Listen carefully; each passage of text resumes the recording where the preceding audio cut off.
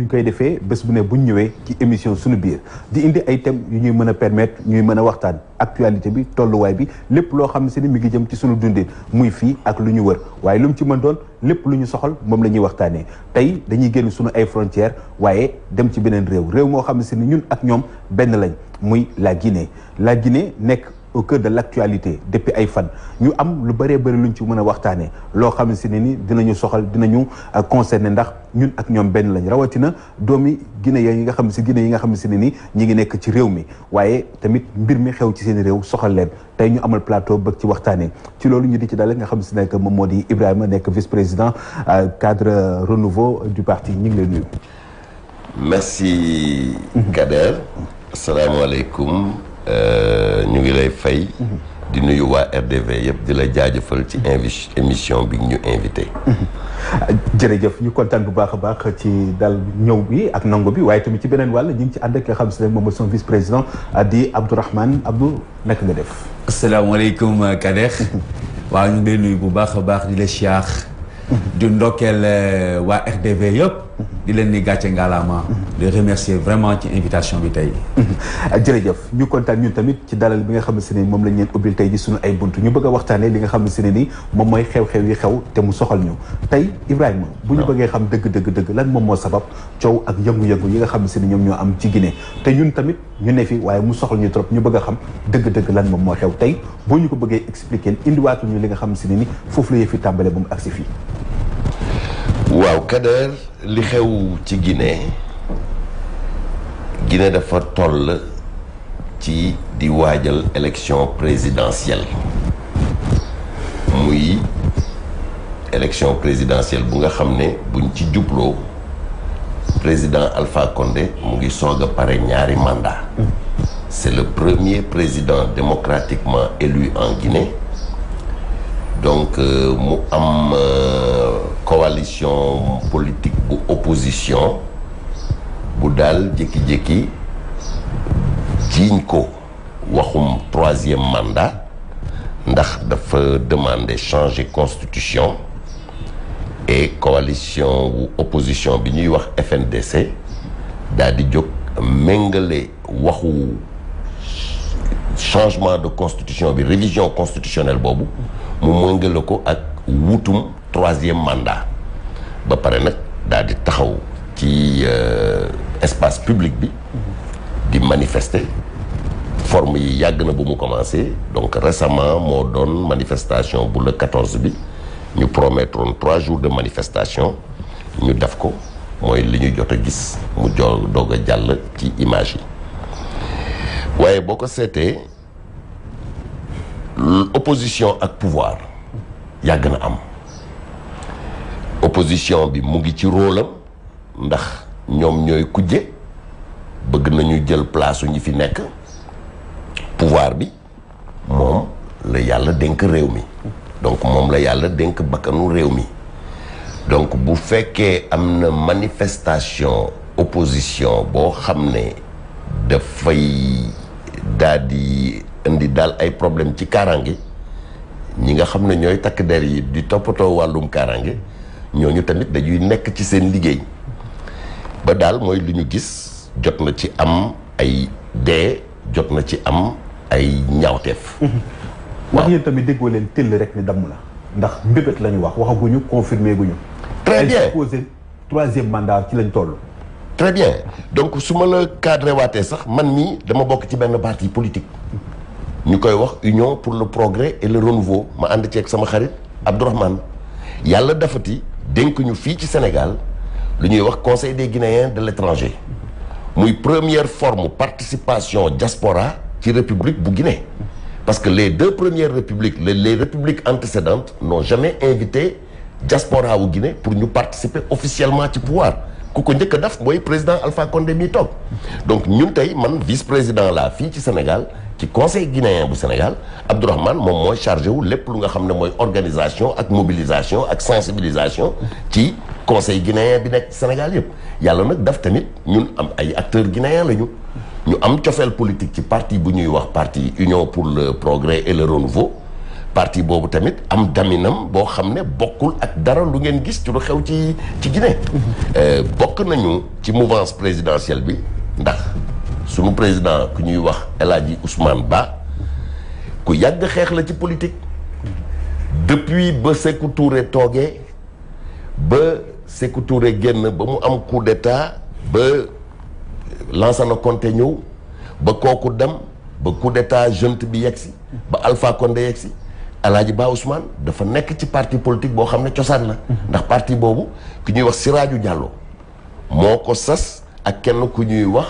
Ba Mamadou am na ñeneen nag ku ay Aliou Cinq ak yooyu mais Ba Mamadou dafa yore woon benn parti bu ñuy wax UNR Siraaju Diallo yore benn parti bu ñuy wax PRP ñaari parti yooyu ñoo fusionné monté lu ñuy wax UPR Union pour le progrès et le renouveau sunu président bi Ba Ousmane dafa yàgg xeex ci biir politique bi bokkoon ak Alpha Condé opposition ñu ànd ci opposition xeex ñaawteef yi amoon ca dëkk ba ànd opposition opposé wu ci Conté ba Conté génn àdduna ba tey bi Alpha Condé doon dem ci élection deuxième tour Ba Ousmane supporté Alpha Condé yàlla mais Alpha Condé ndam Alpha Condé continuer di wóolu Ba Ousmane dénk ko ay responsabilité ci gouvernement bi ba tey jii Ba Ousmane conseiller ministre d'État la ministre conseiller ci gouvernement wu Alpha Condé donc voilà ñun ñu ngi ànd ak Ba Ousmane te dinaa la gën a wax kooku. dinaa la mais bu ñu xamee ni fi mu toll nii Alpha Condé moom mooy premier président démocratiquement élu ci Guinée. yéen ngeen ëlbatiku fi mu toll nii ne doy na. doy na da ngeen gisul seen bopp ci li nga xam ne si ne ni moom moo di yoreen bi ak doxalin réew mi wala yóotu troisième mandat bi moom ngeen jàpp ni fi mu toll nii fitna la nar a indi ci dëkk bi. ok merci Kader ginnaaw bi ma remercier téléspectateurs yëpp damay dellu soit ci benn kàddu bu am solo boo xam ne jibal nga ko fii maanaam mooy dégg ni tëll rek ne dama na gis nga manifestation yi di xew en Guinée à l'heure actuelle du lu bees depuis belle lurette Guinée day def ay manifestation mais cette fois-ci boo ko xoolee amul fenn foo xamante ni bind nañ ko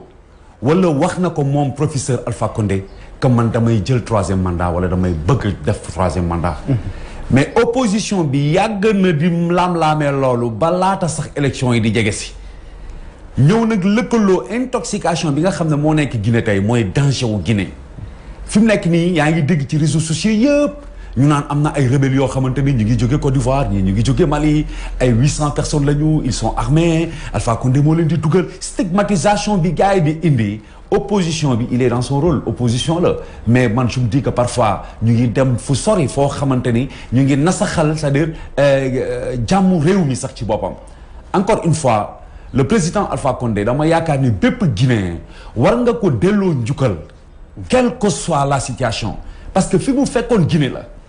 ban woykat ci Afrique ban bindkat ci Afrique moom moo fi woyul woon Alpha Condé bàyyi leen Alpha Condé libérer Alpha Condé avec tout le combat qu'il a mené ba yàlla def tey mu ñëw jël nguur gi mais Alpha bi muy jël nguur bi ku ne xamoon na fan la Guinée féete woon Guinée bokkatul woon ci chaîne africaine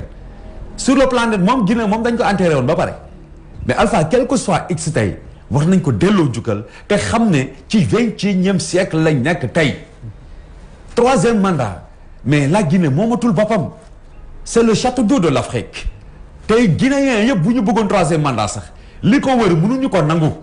waxantuma laak le Guinéen est devenu mûr aujourd'hui parce que dañu xam li nga xam ne mooy li xew mais comme ni ko sama grand frère sama naataango waxee léegi yàlla daf ñu defal suturu bu mag ñu nekkoon ay acteurs de développement pendant des dizaines d'années parce que jëbuñu rek di wax ci Guinée mais yàlla boole ñu ak le visionnaire de la Guinée la solution de la Guinée aujourd'hui s'appelle Ba Ousmane Ba nga yori mawdi dimbay di saare goɗɗo mo goɗɗo timbata saare moɗum il a beaucoup œuvré pour la Guinée booy dégg tey démocratie de la Guinée c'est Ba Ousmane c'est le visionnaire bëriwul wax mi ngi jëf ci suuf balaata coow lii lépp di am wax na ku jegi yépp lépp lu mën a xew réew mi ñoo ko bokk nañ toog waxtaan mais est-ce que nekkul ces politiciens là ñoom ñoo nekk di induire la population en erreur vu que ni le président waxagul texte yi waxaguñ constitutionnalistes yi waxaguñ mais population bi am na dugg ci seen nopp ba ñoom ñëpp ne non lii xëyñul neex alors que fu mu toll nii le mandat en cours jeexagul mi ngi war a dem ba 2020. mais loolu mooy wax ji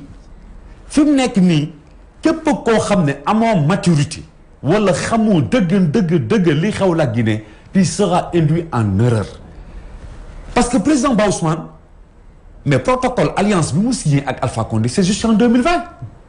lu tax nit ñi bëgg ko génnee ci protocole boobu te 2020 jotagul dafa di gor am constance mais kujje politique bi nee naa la depuis bi Alpha Condé jotee nguur gi ba léegi ba laata ñuy wax waxi élection commencé nañu wax ni nii la mel ak. mais c'est pas que Ba Ousmane coalition des partis politiques la ñu def pour dugg ci gouvernement Alpha Condé ak li ci mën a xew yëpp mais on ne peut pas dire que ni Ba Ousmane bu génnee rek moom mooy fi mu toll nii am na loo xam ne si ni musiba lay daal di bëgg a doon loolu mënul nekk tamit. loolu yëpp intoxication la Ba Ousmane fi mu mës a nekk rek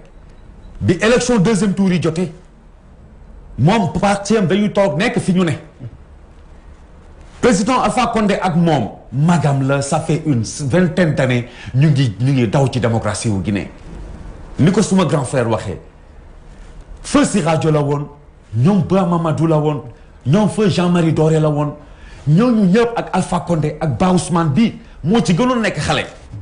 ànd ak ñoom di liggéeyal Guinée xam nañ li fi nekkoon temps Sékou Touré xam nañ li fi nekkoon temps général Conté bi ñooñu jàllee ba léegi xam nañu république yi fi jaar donc bi ñu ñëwee ba egsi fii tey jii nii intoxication li yàq Guinée mooy ces opposants yi nga xamante ni dañoo xiif nguur gi ñëw nag di teg main li sénégalais bi di wax teg main moom la ñu def c'est-à-dire la population mais ñaata nit ñoo dee avant ñuy wax troisième mandat. ñaata nit ñoo dee. ci manifestation boobu waxaguñu waxu troisième mandat ñun nag ñoo ci gën a loro parce que fi ñu dëkkee en Guinée muy ak sa Hamdallahi Bambeto bi moom la gars yi ñëw c'est-à-dire infiltré def l'ethnocentrisme la ñu ñëw c'est-à-dire duggal ci biir nit ñi c'est-à-dire xamal leen ni Alpha Condé bokkuñu xeet yéen ay pël ngeen kii Malinké la Alpha bëgguñu duggal loolu ci bopp nit ñi alors que loolu moo war a jeex tey. mais guerre d'ethnie yooyu yaakaaroon na bu continuer tamit dina indi beneen problème bu dul des raisons politiques indi fi beneen insécurité boo xam ne si ne nii les Guinéens ñoom ñooy payer les plus cher. mais loolu dafa nekk à l'heure actuelle en Guinée li nekk en Guinée à l'heure actuelle danger la boo xam ne bépp leader africain da nga cee war a jóg da nga cee war a wax waxuma sax waxu troisième mandat mais waxu problème ethnique bi ngay wax ni moo gën a dangereux sax waxu troisième mandat bi ngay wax mais ñun UPR. yàlla daf ñu may na xam nga bërigo bu diis du yëngatu UPR est très lourd dañu ngelaw luy jàll mënuñoo yóbbaale le président Ba Ousmane Ba wax nañu ko nee na man sama alliance parti RPG ak ñi adhéré wu ci pouvoir bi yëpp woo nañu en réunion ça ne fait même pas un mois mais waxtaan nañ plus de 2 heures de temps kenn waxuma waxu troisième mandat constitution bi nga xam ne moom la ñuy wax di ko coow bind ñu fenn ci biir constitution bi que man professeur Alpha Condé dama bëgg a jël troisième mandat. raison pour laquelle coow li amu fi place. mais li ko indi nag li indi coow li nag lii fii pour l'instant ce sont ces politiciens yi nga xamante ni je veux dire que ce n'est même pas des politiciens si amay dégg c'est des dealers.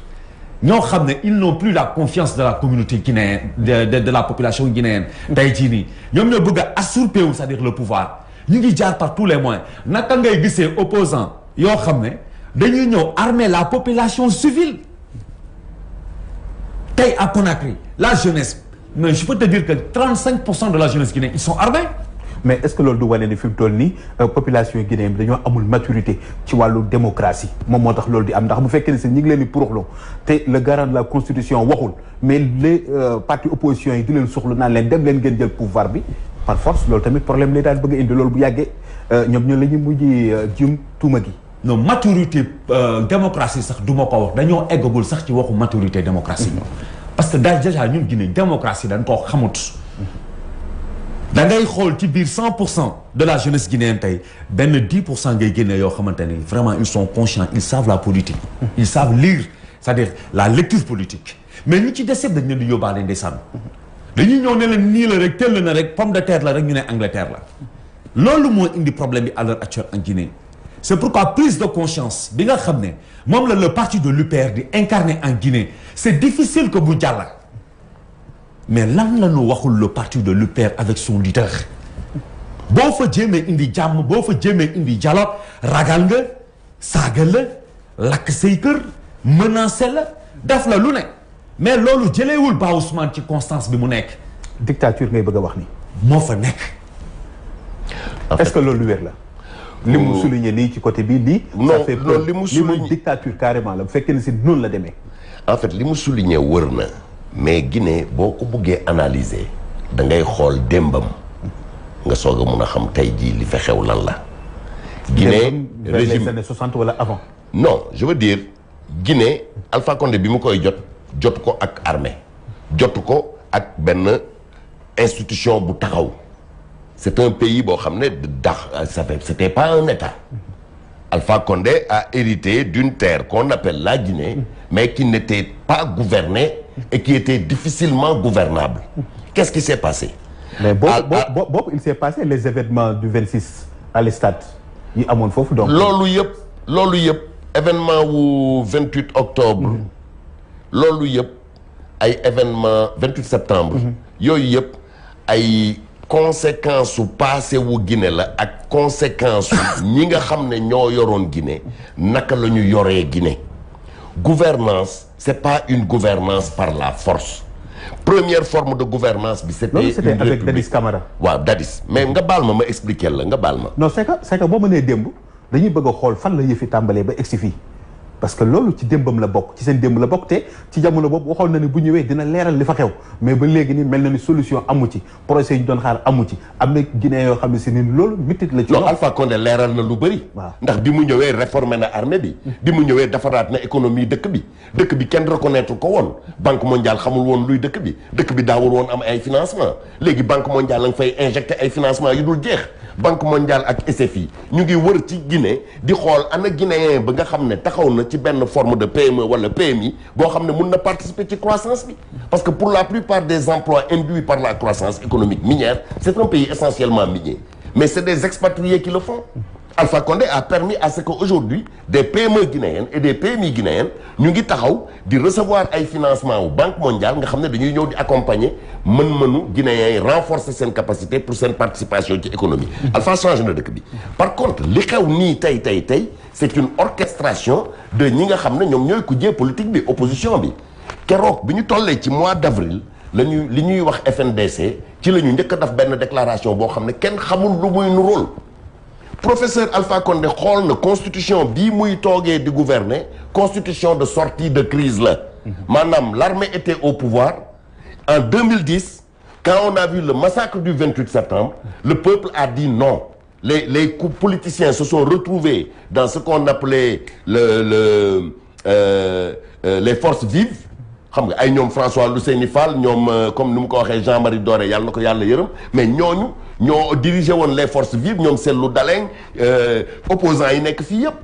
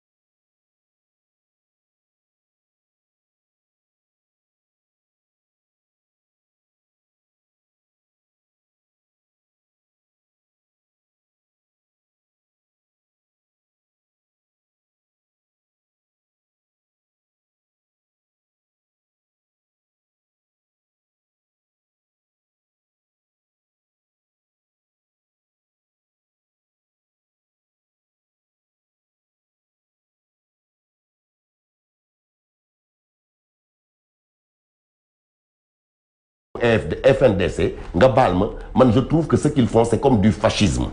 La déclaration universelle des droits de l'homme a permis à chaque être humain d'avoir le droit d'expression, le droit d'opiner. Tey ministre yi àndoon ak Alpha Condé bi ñu xoolee ni ñu téyee dëkk bi ba yegg foofu Alpha ne leen bëgg naa changer constitution bi ñooñu ministre joxe seeni position ci par rapport ak loolu FNDC génne benn liste ne yéen vous êtes les ennemis de la Guinée, on doit vous lyncher, on doit vous abattre. À ce moment-là, ils devaient tous être condamnés. Pourquoi? Parce que tu ne peux pas empêcher à quelqu'un d'exprimer sa volonté politique. Mais c'est son droit. Le droit le plus absolu, le plus fondamental de l'humain, mais c'est le droit humain. C'est pour ça qu'on a déclaré. C'est pour ça qu'on s'est battu contre le fascisme allemand. C'est pour ça que l'Holocauste est encore puni jusqu'à nos jours. On ne peut pas empêcher à des gens de s'exprimer. C'est prendre en otage toute l'opinion. Et ce qui s'est passé pendant les 10 années de gouvernance d'Alpha Condé, mais il y a eu des occupations anarchiques de la rue. À chaque fois, l'opposition était dans la rue. L'action publique n'a jamais pu s'exprimer, s'exercer. Et action publique bi lan la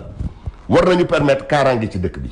war nañu permettre dëkk bi am ay programme public ñu passé ko. Et Alpha Condé il a gouverné dans la souffrance. Non seulement l'opposition ne l'a pas laissé faire, parce que bon il continuait d'empêcher les choses de tourner rond, ñu créer l'axe boobu ñuy wax l'axe du mal à Bambeto et tout, mais c'est ridicule.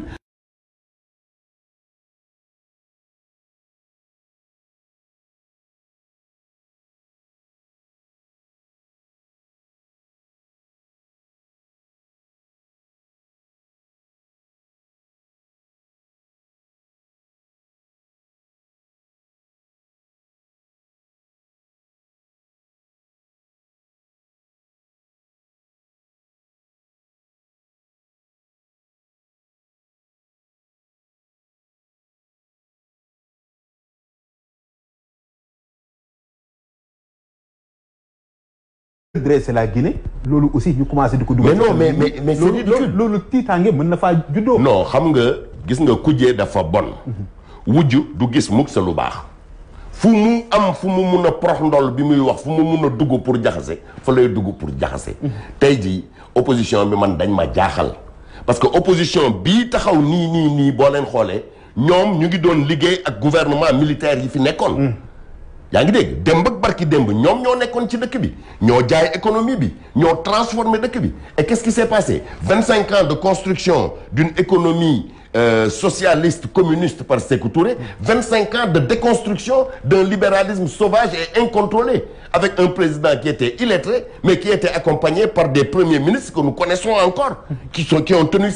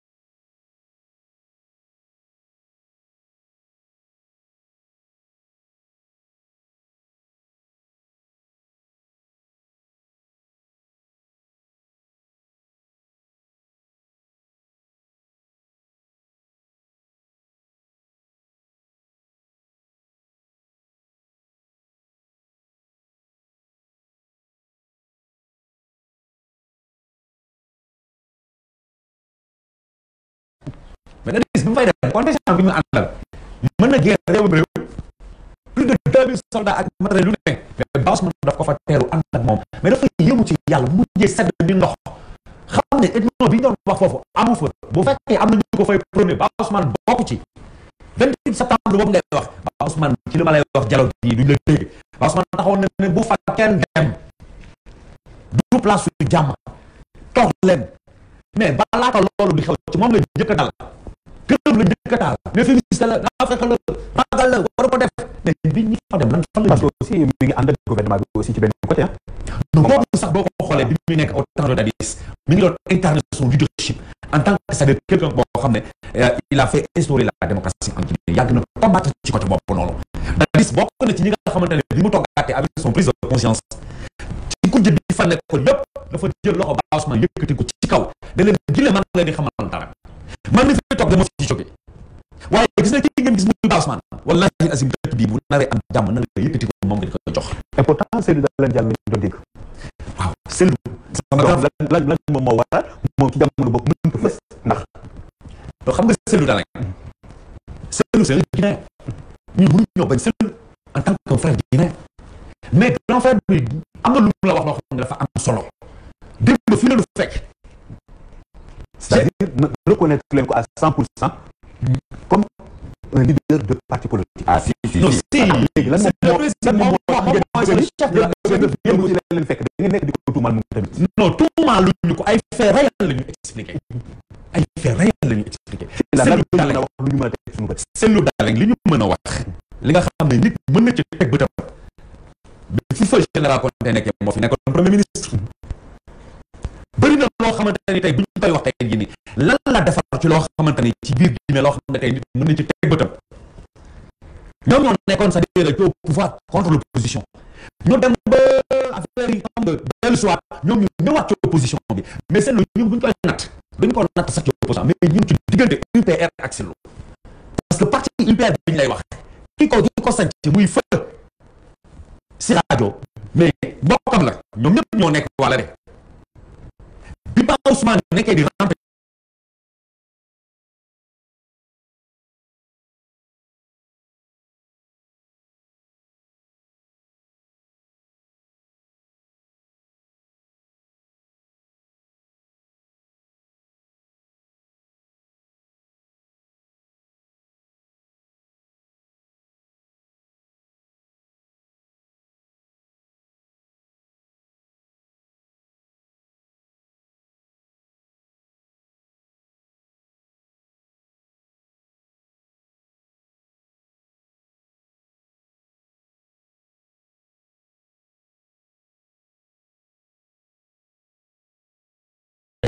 ba way parce que li mu wax ni am na solo trop gis nga wala Ba Ousmane. non lépp ci tënk bi rek Seydou Dalein dafa nekkoon premier ministre ba mu génnee mu dugg opposition parce que président Conté sonnoon na màggoon na te yàlla gis na ko bi mu defee 2006 lañ ko génnee 2007 yàlla jël ko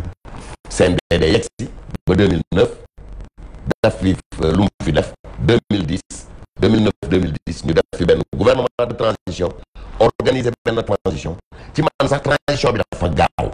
waaye gis nga dafa am luy tubaab di wax mu ne le pouvoir ce n'est pas l'argent c'est la sécurité. Pourquoi? Parce que le pouvoir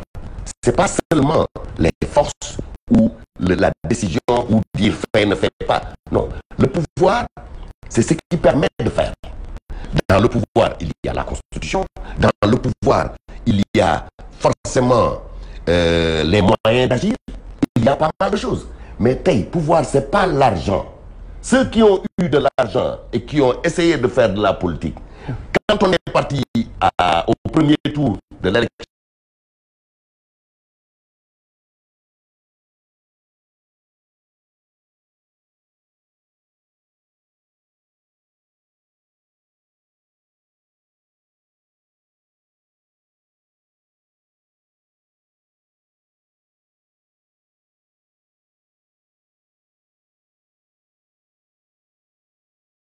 là, qui a perdu le pouvoir, qui a perdu l'élection, au lieu d'aller servir le peuple dans le Parlement, parce qu'on est en train de construire une démocratie. Pour construire une démocratie, il faut que nous ayons kuy saytu action publique bi ñu ko yore. ñële doxuñu ci tànk yooyu. d'accord léegi pour ñu gën a yaatal comme tey dañu waxande woon dinañu dugal téléphone bi incha allah parce que dañu bëgg au moins xam lu xew. d'accord lu xew ñun dañ ko soxla. Sénégalais dañ ko soxla ñi nekk à l'étranger dañ ko soxla ñëpp ko soxla donc téléspectateurs ñoom aussi tey dañ leen di teel a ubbil téléphone bi ci 88 628 15 14 ñoom tamit ñu mën a ñëw rek indi ci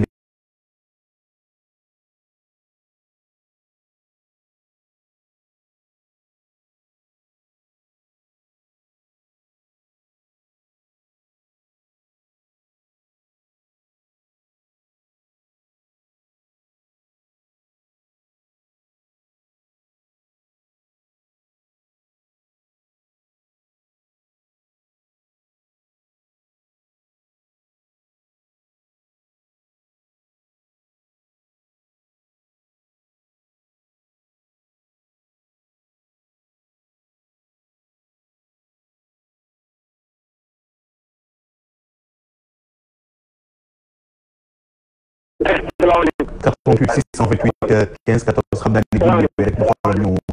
fii ci retour bi incha allah bu ko defee ñu mën a déggante ak yéen bu baax a baax ci 80 allo. allo. waaw d'accord kon xam naa ne ñun dégguñu la bu fekkee si waaw dañuy ñaan bu fekkee mën nga wàññi télé bi rek nga wàññi ñu ko bu ko defee ñu aussi ñu mën a dégg li ngay wax. allo maa ngi leen di déglu allo. allo. allo. allo.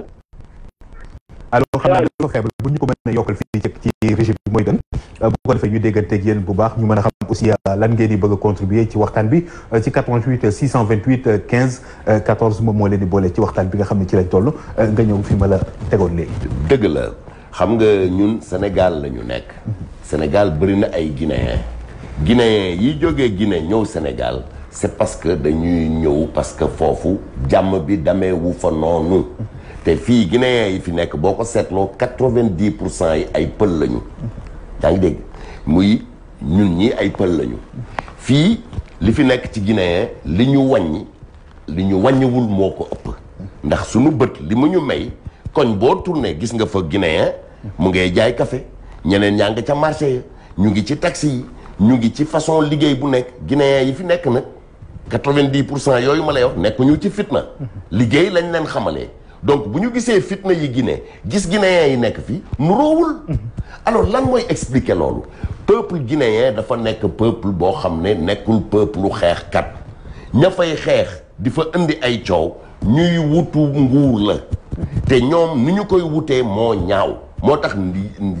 xaw ma nañu koy téyee te gëmuma ne yàlla dina leen ko jox ñu mun koo téye fii Sénégal ñoom bu ñu amee doole aussi population bi ñoom ñoo leen may doole parce que les politiques dong mënuñoo am benn doole bi à part or bi armée bi xëy na armée bi moom li mu disposé moom moo tax lu mu bëgg jot ko. mais non doole bi c'est exprimé dans les urnes. boo demee élection bu nekk bu paree day am résultat chaque résultat amul protestation ak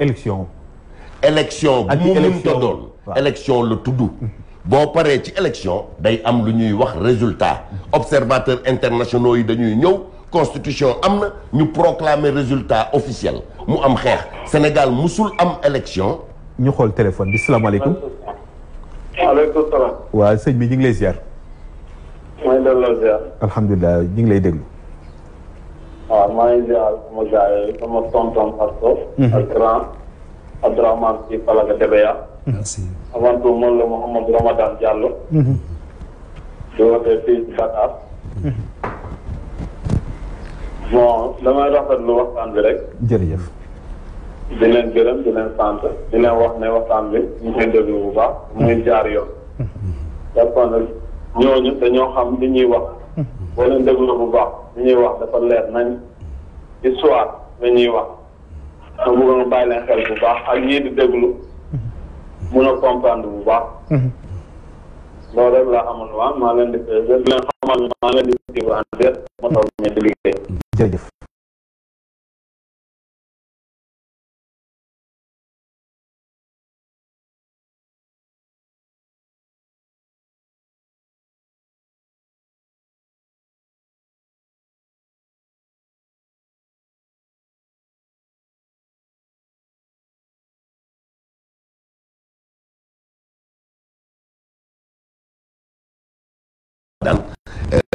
li ñu la bëgg a wax mooy ñun communauté guinéenne bi nekk fii bu ñu woote woon manifestation dëgg vague humaine bi ngay gis ci télé yi fa la dina fa am. waa ñu xool téléphone bi. ñu boole leen allo salaamaaleykum. bisimilah sëñ bi naka nga def. alhamdulilah am sant yàlla bu baax. ñu ngi lay fay bu baax di la ziar. alhamdulilah. dañ lay ñaan rek nga bàyyi télé bu ko defee nga déglu sa téléphone directement ñun ñu ngi lay dégg bu baax. waaw nekk maa ngi leen di dégg waaw man. man ñu gars yi nekk foofu noonu. man li may wax man dama yaakaar ni est-ce que ñun xam nañ Guinée. ñun beneen dëkk lañ wax waxuñu Guinée. man ñu fekk Sékou Touré.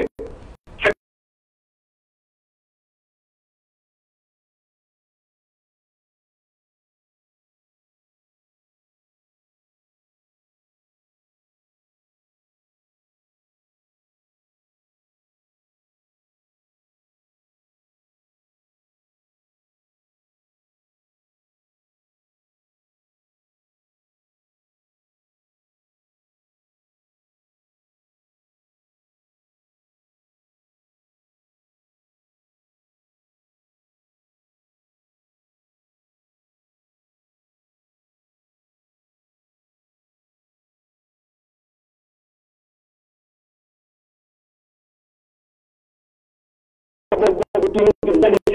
nekk candidat moom bu muy doon bu ñu demee ba bañ loolu ñoom ñoo gën a xeex loolu seen doom ba muy am mu ñëw moom tey bu fal ko mu ñëw bokk ci élection 4 mois amuñu 4 mois loolu moo soo ko dëgg bu benn dëgg ñu def premier tour ñu def 4 mois defuñu deuxième tour dama ri doole ba am nañ ci ko ndewale moom moo xam tam ko ñaar moo ko xam fu mu ko teg man dama ko ñaan parce que des affaires de jullit l'islam premier tour pour jullit di ñaana koo xamante ni jullit yàlla la yàlla mais loolu leneen la fi ñu toll nii xëy na ñun ci côté bi jàpp ne démocratie la ñuy wax. parce que moom dafa bokk ci ñu yàq bett boobu moom dama ri doole boobu moo tax ma lay wax dama ri doole boobu ak kii ñu ci ko ci Konaté ñoom ñoo ko toogoon bu ñu kii seetlu dañoon na premier tour bi ak Fatima ñu ko andi woon seetlu lu mu def seetlu nekkul foofu pour intérêt boppam dafa nekk pour Guinée yi pour ñu yemal Guinée yi ñu bañ fa indi lépp lu sa intérêt ci affaire ethnique bu foog la ko seetlu fekk ñu ko depuis pour lañ ko fa instauré l'installé kon ça moo tane l'installé kon moom bu ñu dafa boole mais yàgg na ci pouvoir bi moom militaire la xëy na amul topp bu gën ci wàllu politique wala ci wàllu nu muy jëlee réew yàgg na fa mais surtout moo sa njëkk instauré affaire ethnique ci bu ñëwee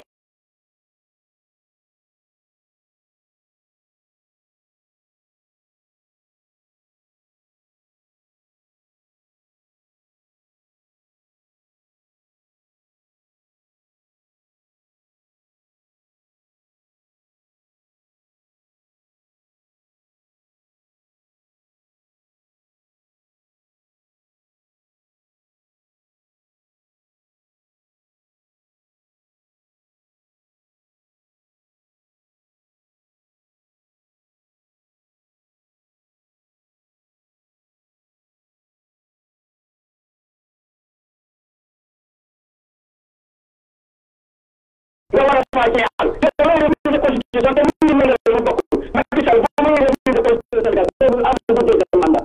Macky Sall nekk na fi ko ñu ñu ñu toogaat ci yoon bi te fi Ismaïla xaw ma Issa moom mu ngi naan nekk seen nekk na fa ba ñu ñëw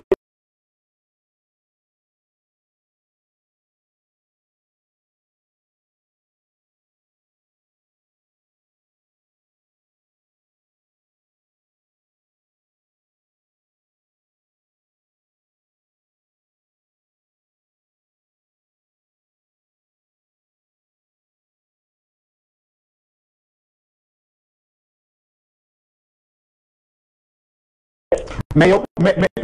mais situation bi nga xam ne si moom la ñu nekk di dooleel li jëm ci situation ba Ousmane d'accord nga ci wala déet.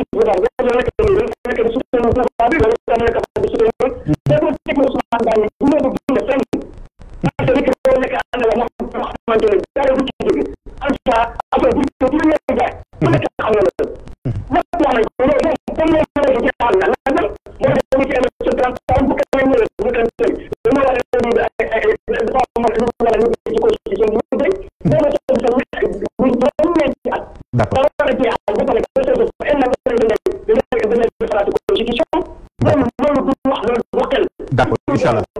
D'accord.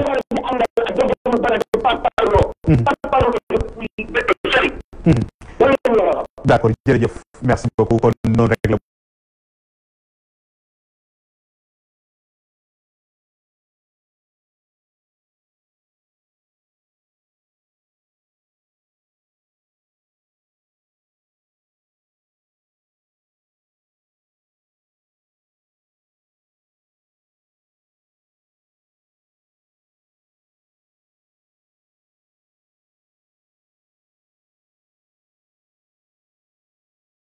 Allô, salaamaaleykum.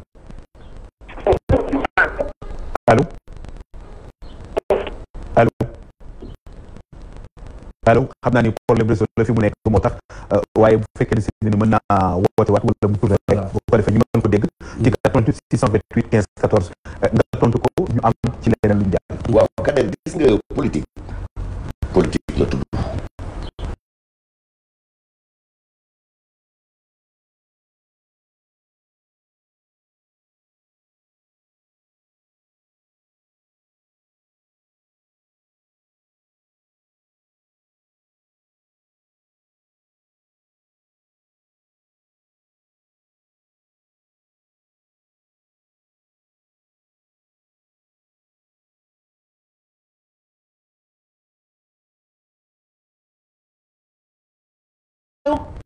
Carrefour bu nekk mu def benn poste PA lañ koy wooye poste armé mais ba PA yi génnee ba léegi nit ñaa ngi circuler normalement.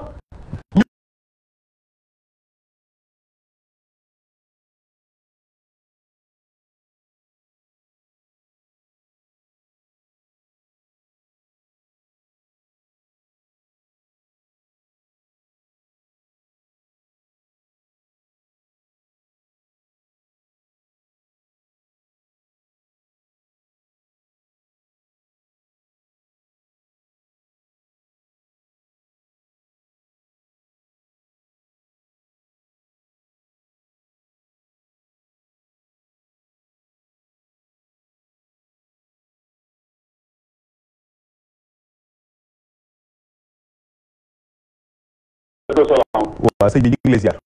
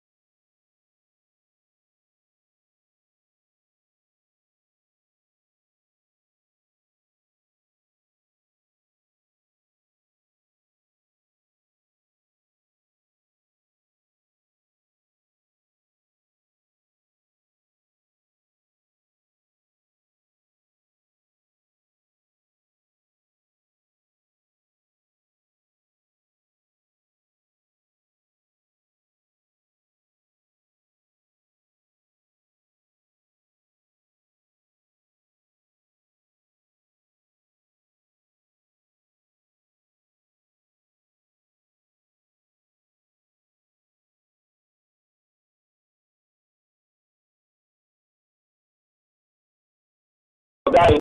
de ñi ko mere dañoo xamul rek dañoo juum rek mais bu ñu demee boo xam dinañ xam ne dañoo juumoo rek mais dinañ dellu ndànk mu leen di ñaan rek ñu koy déglu di ko bàyyi xel c'est-à-dire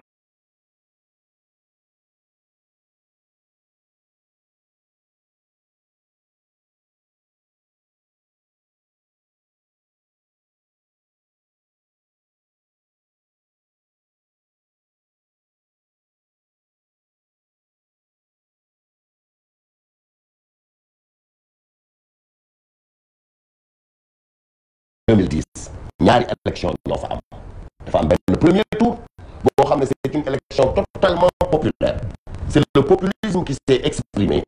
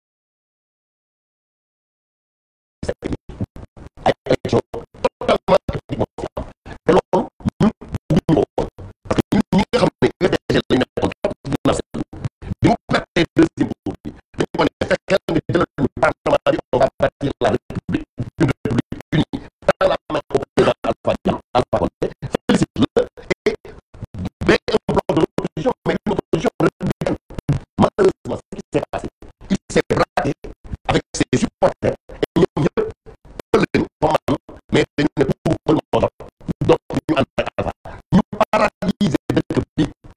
alors paralysie fu mu am problème mu fa am dara mu fa am jàmm mu fa am te mënul permettre nit ñi dama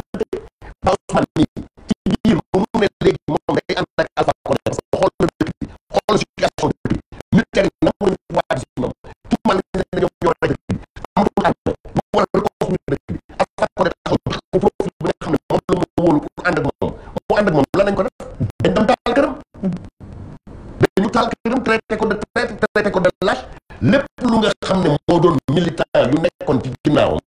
ñu ànd ak génn ca parti woon daal di dem ànd ak selu daal ne ñoom léegi ay pël ñu ca selu la ñuy jàpp léegi nag loolu ñun ñi nga xam ne yàlla may nañu tuuti xool tuuti gis-gis bu ñu toppee yoon boobu musiba la ñuy andi ah boo gisee taal boo xam ne luy yàq na nga ñëw di ci yokk mat déet man ndox laa ciy sotti waaw Ousmane nag mooy ndox mi moom la ñuy ñëw sotti ci xaal bi xam naa ni dañuy ñëw ci Abdou Khadre Abdourahmane léegi 88 628 15 14 salaamaaleykum. aleykum salaam wa rahmatulah. waaw sëñ bi ñu ngi lay sant yàlla ba. man maa duggoon sant ko. fekkee man bu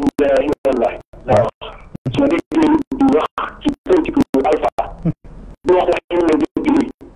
nga xam ne yàlla kenn la ko li ngeen wax ñu wuute nañu dañu ko gëm ci gëm ko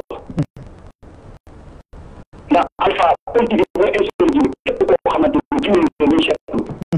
man fekkee naa li ma wax tànk fi mais surtout ci boppam muy Alpha insurgé ni affaire séparé bi ma xaade man surtout bëgg ko def surtout dafa ko man xam naa loolu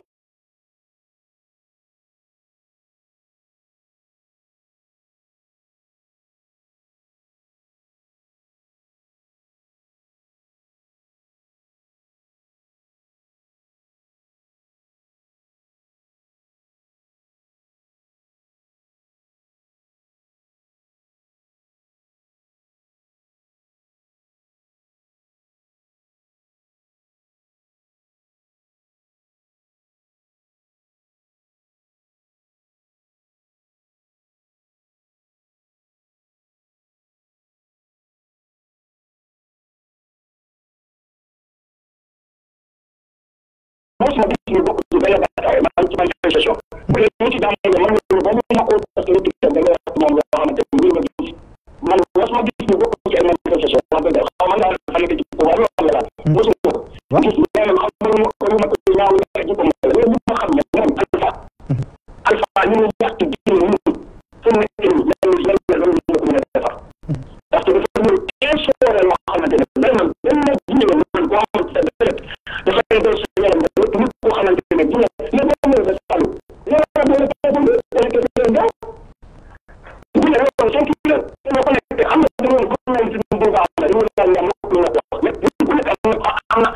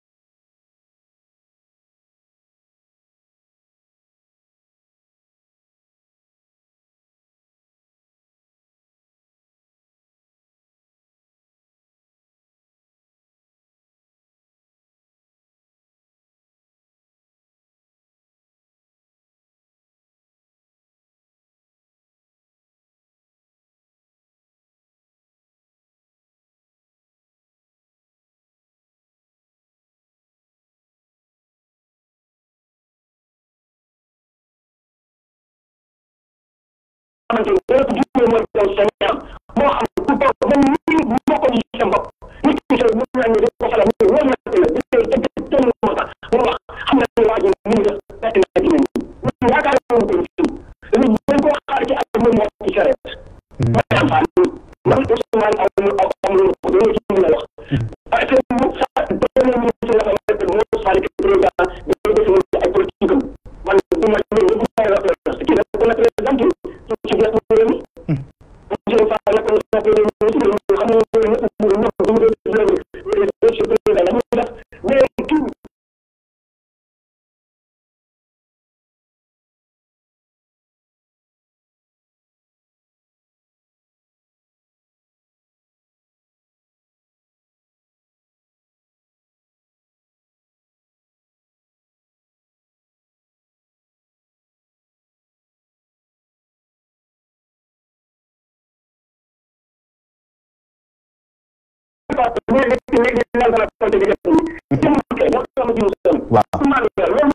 moom si yàlla loolu la def